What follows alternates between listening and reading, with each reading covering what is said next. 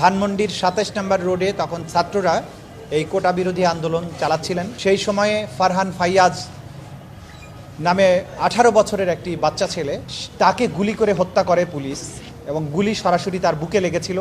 তার মা সেদিন বলেছিলেন টেলিভিশনের সামনে, মিডিয়ার সামনে যে this is my son, he is dead now, we want justice.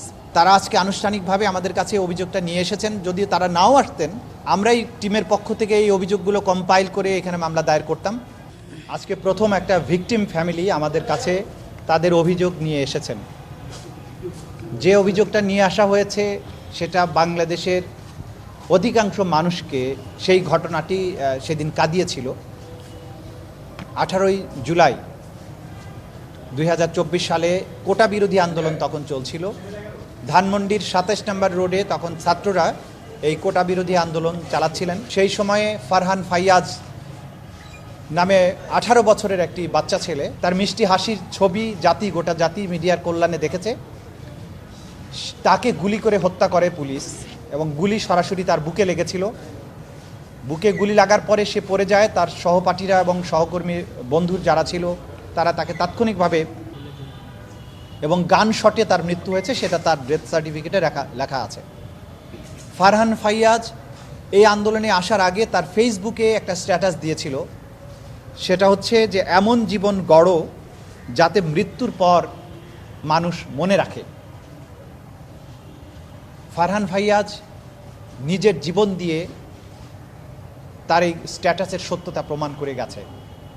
সে এমন জীবন গড়েছিল যে জীবনের কথা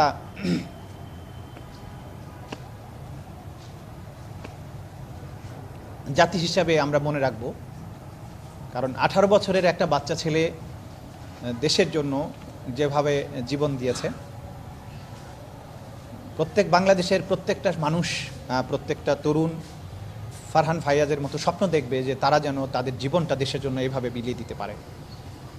তাদের মতো অসংখ্য তরুণের জীবনের বিনিময়ে আমরা দ্বিতীয় স্বাধীনতাটা পেয়েছি। তার মা সেদিন বলেছিলেন টেলিভিশনের সামনে, মিডিয়ার সামনে যে this is my son, he is dead now, we want justice.